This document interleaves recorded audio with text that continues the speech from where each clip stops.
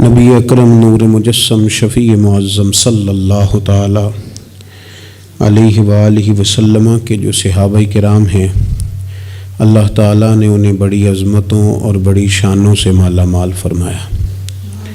صحابہ کرام علیہم رضوان کے کچھ درجات ہیں، ان درجات میں سے ایک بڑے درجے کے لوگ وہ ہیں جنہیں عشرہ مبشرہ کہا جاتا ہے، یعنی وہ 10 صحابہ جنہیں ایک ہی نشست میں نبی پاک صلی اللہ علیہ وسلم نے جنت کی بشارت عطا فرمائی۔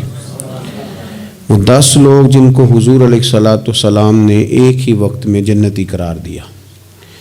انہی صحابہ کرام علیہم رضوان میں سے ایک شخصیت کا ذکر ہم کرنے جا رہے ہیں جن کا نام حضرت طلحہ بن عبید اللہ رضی اللہ تعالی عنہ۔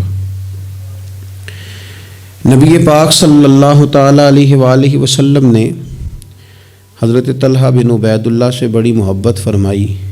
بالکل شروع میں اسلام آپ نے قبول کر لیا تھا۔ واقعہ یوں ہوا، امام بہقی نے لکھا ہے کہ آپ بصرہ تشریف لے گئے تھے۔ وہاں ایک عیسائی پادری تھا، راہب تھا۔ چونکہ عیسائیوں نے اور یہودیوں نے تورات کے اندر نبی کریم صلی اللہ علیہ وسلم کی عظمتوں اور شانوں کو پڑھا ہوا تھا، تو وہ عیسائی بصرہ میں لوگوں سے یہ کہہ رہا تھا کہ اگر یہاں کوئی حرم کا شخص ملے تو اسے میرے پاس لاؤ۔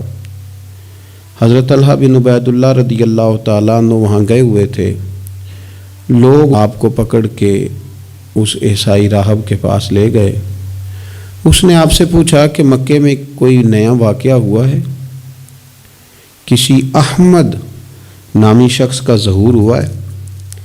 انہوں نے کہا، حضرت طلحہ بن عبید اللہ نے، کہ نہیں مجھے تو نہیں پتا۔ تو اس نے کہا کہ وہاں احمد نامی ایک شخص کا ظہور ہوگا جو اللہ کے پیارے رسول ہوں گے۔ حضرت طلحہ بن عبید اللہ کہتے ہیں وہ بات میرے دل میں نقش کر گئی۔ میں وہاں سے مکہ شریف آیا اور میں نے لوگوں سے پوچھا کہ یہاں کوئی انوکھی بات ہوئی ہے؟ تو انہوں نے کہا ہاں، نبی پاک صلی اللہ علیہ وسلم نے اعلان نبوت کیا ہے اور جناب ابو بکر صدیق نے ان کی اتباع بھی قبول کر لی۔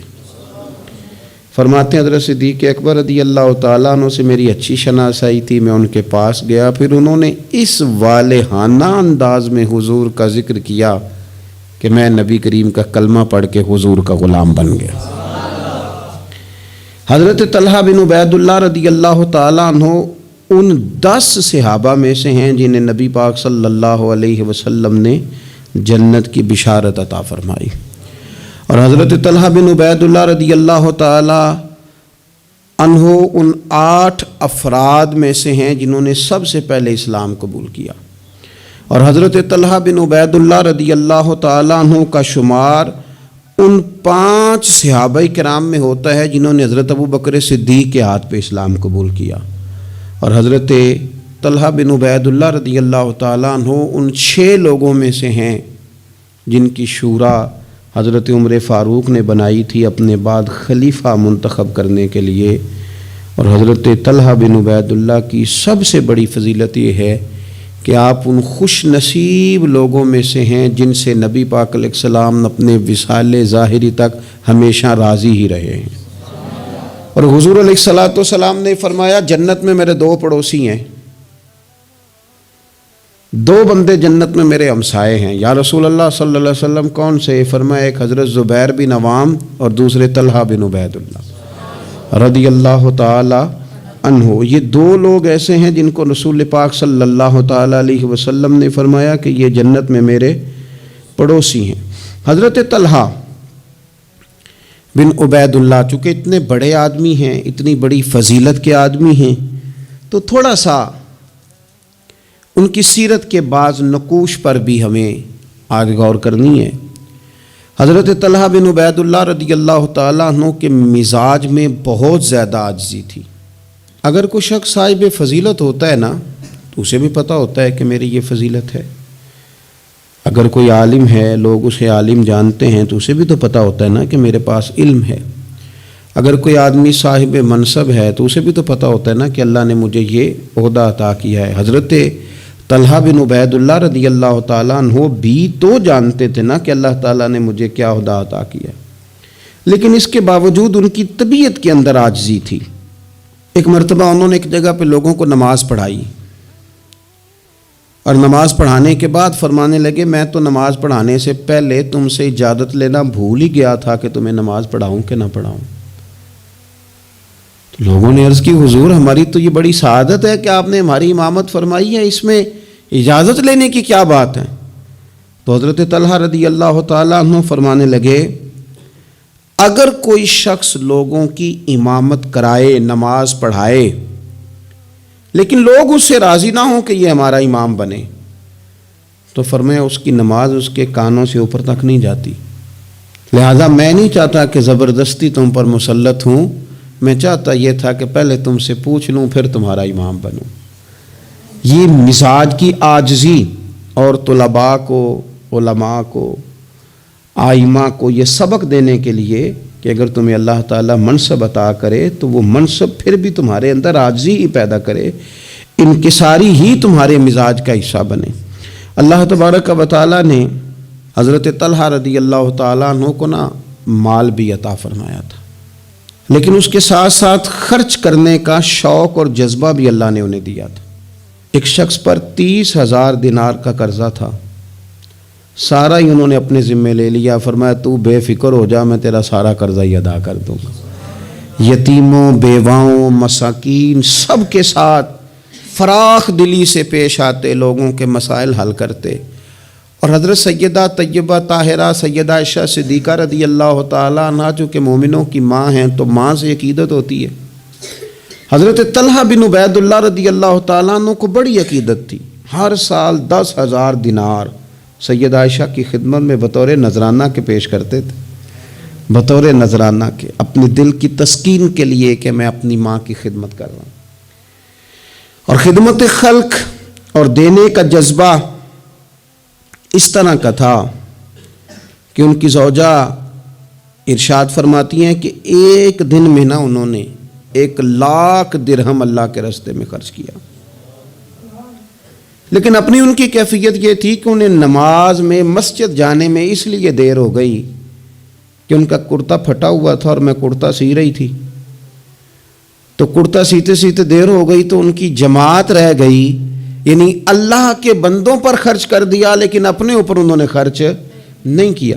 یہ سٹیٹس بندے کا اس وقت بنتا ہے جب دیکھیں بہت سارے لوگوں کا مزاج ہوتا ہے کہ میں پیسے جمع کر لوں، پیسے جمع کر لوں، تو وہ بھی جمع کرتے تھے، اللہ کے بندے بھی جمع کرتے تھے، پر دنیا کے بینکوں میں نہیں، آخرت کے خزانے میں۔ تو وہ آخرت کے خزانے میں جمع کرنے کا یہ انداز تھا کہ ان کی زوجہ فرماتی ہیں کہ ایک دن میں نے انہیں بڑا پریشان دیکھا، بڑے پریشان تھے، تو میں نے ان سے کہا کہ مجھ سے کوئی غلطی ہو گئی، آپ بہت زیادہ پریشان ہیں؟ تو حضرت طلحہ بن عبید اللہ رضی اللہ تعالیٰ عنہ فرمانے لگے نہیں، تم سے کوئی غلطی نہیں ہوئی، اصل میں آج میرے پاس بہت سارے پیسے جمع ہو گئے، تو میں پریشان ہوں کہ اتنی دولت کے ساتھ وقت گزاروں گا۔ کتنی بلڈنگوں پہ راضی ہیں مسلمان، سرمایہ آتا کسے برا لگتا ہے، کس طرح لوگ پیسہ چھپا چھپا کے رکھتے ہیں، کس طرح لوگ اپنی بے نامی جائیدادیں بناتے ہیں، کیا ترتیب لوگ اختیار کرتے ہیں مال کو کسی طریقے سے سنبھال کے رکھا جائے، خرچ نہ ہو۔ لیکن فرمانے لگے میرے پاس پیسے جمع ہو گئے، پریشان ہوں کہیں رات ہی نہ گزر جائے اسی طرح کے پیسے بڑے رہیں۔ تو آپ کیا لیے فرمانے لگی کیوں پریشان ہوتے ہیں، آپ مجھے پتہ ہے حضور کے صحابی ہیں، آپ کا دل اتنا اجلا اور اتنا صاف ہے کہ یہ دولت آپ کے دل میں وقت گزار سکتی نہیں، جہاں اللہ رسول کے ڈیرے ہوں وہاں دولت کیسے وقت گزارے گی۔ تو آپ اس طرح کریں، اس کو خرچ کر دیں، کچھ بھی نہیں ہوتا، بوجھ اتر جائے گا۔ فوراً ہی لونڈی کو بلایا اور خرچ کرنا شروع کیا۔ تو کتنے خرچ کیے؟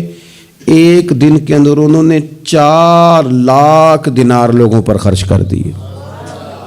پیسے کو سنبھال کے نہیں رکھا، جمع کر کے نہیں رکھا، اس ترتیب کے ساتھ انہوں نے اپنی زندگی میں خرچ کیا۔ پھر دوسری بات یہ تھی کہ وہ اخلاقیات کے حوالے سے ایک بڑا عمدہ مقام رکھتے تھے۔ حضرت سیدنا کعب بن مالک رضی اللہ تعالیٰ عنہ کا بڑا مشہور واقعہ ہے کہ آپ غزوہ تبوک میں نہیں جا سکے تھے تو نبی پاک صلی اللہ تعالیٰ علیہ وسلم ناراض ہو گئے اور 50 دن تک رسول کریم صلی اللہ علیہ وسلم ناراض رہے۔ حضرت کعب بن مالک رضی اللہ تعالیٰ عنہ فرماتے ہیں کہ ظاہر ہے حضور ناراض تھے تو پھر مجھے لگتا تھا کہ سارا مدینہ ہی ناراض ہے، زمین و آسمان ناراض ہیں۔ فرماتے ہیں چونکہ ہر شخص ناراض تھا اور میں بڑا پریشان تھا، پھر کئی دنوں کے بعد اللہ تبارک و تعالیٰ نے میری توبہ قبول فرمائی، اور جب اس کا اعلان ہوا نا تو فرماتے ہیں سب سے پہلے جس بندے نے اٹھ کے مبارک دی اور بڑی گرم جوشی سے مجھے ملے وہ حضرت طلحہ بن عبید اللہ تھے۔